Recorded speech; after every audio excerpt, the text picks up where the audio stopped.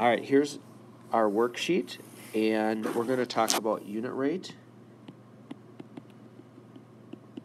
This is figuring out what one costs of something. I would do the worksheet like this. Watch the first example and then do the worksheet. If you get stuck, you can continue on and watch the second example. Then if you get stuck, keep pausing and playing, pausing and playing. So what unit rate is what is one of something. So my example might be if I buy a 6-pack of Coke, how much does one can cost? If I can get 12 eggs, how much does one egg cost? And the reason we do this is we can compare. Is it better to buy 15 eggs or 12 eggs?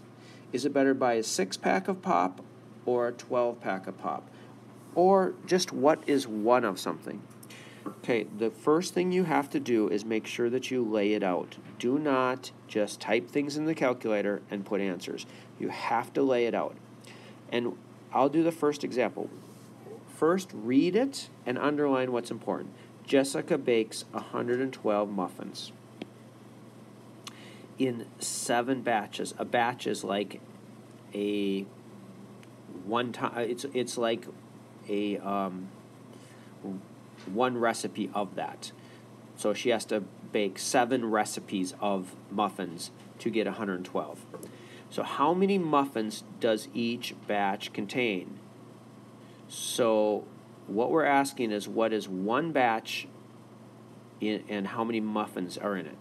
So that's going to tell us what the one is. One batch.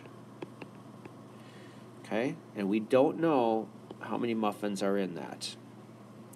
Now, if batch is on the bottom, batch is going to be on the bottom here on the other side, on our ratio. Always label.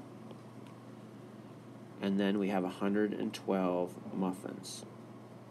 You can abbreviate, but you have to label. Okay, that's how it's laid out. If you don't lay these out, I will not count this right. This is the really important part. With a calculator, you can type in buttons and put a whole bunch of stuff on there, but this, laying it out, is the important part. Okay, so we've already done things. We've taken ratios. 10 cats, 5 dogs. And we have found that we can put in our calculator, and I know this is a really simple problem, but I'm keeping it simple and showing you. The first one goes in the calculator first. This is the inside. And that goes in the calculator first. And you go 10 divided by 5, and you get 2. We can use that to compare ratios. So if I have 2 different ratios, I can use this decimal to compare. But this is also a way of finding unit rate. So watch. If we want, go back to the muffins. If we want to get 7 down to 1, we're going to divide. Okay, so 7 down to 1, we're going to divide. And we already know that if we divide 7 by 7, we get 1. Try that in your calculator. You'll get 1.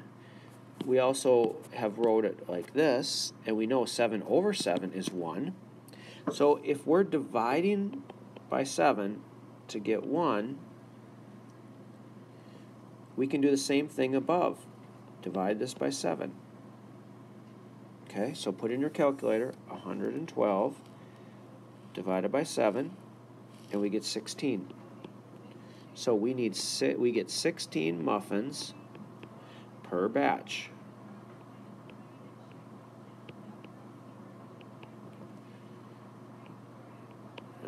Okay, batch. That's our answer. 16 muffins per batch. Okay, without writing all of this out, I don't count it right. Okay, pause and do the rest. Okay, so you're having trouble with number 2. Let's do it together. Henry is an avid reader. He devours 90 pages in a half hour. How many pages per minute? So let's write our per minute. So we want 1 page. How many pages per minute? I'm sorry. Let me erase that.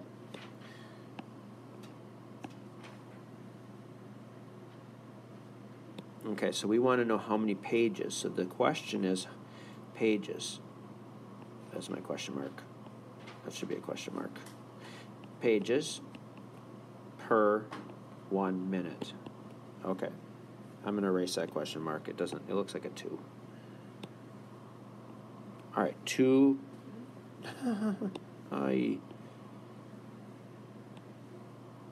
question mark, not 2. How many pages per minute? We can say per with our line. And we know that he can read 90 pages. And since this is minutes, what's a half hour in minutes? Well, that's 30 minutes. So a half hour is 30 minutes. All right, there's our ratio. 90 pages in 30 minutes. How many pages in 1? And these are actually equal. Ratios are equal to each other. Or we want to find an equal ratio, an equivalent ratio. Okay, so to get down to 1, I'm going to divide by 30. So I can divide 90 by 30. 90, it goes in the calculator first, 30 second, and I get 3.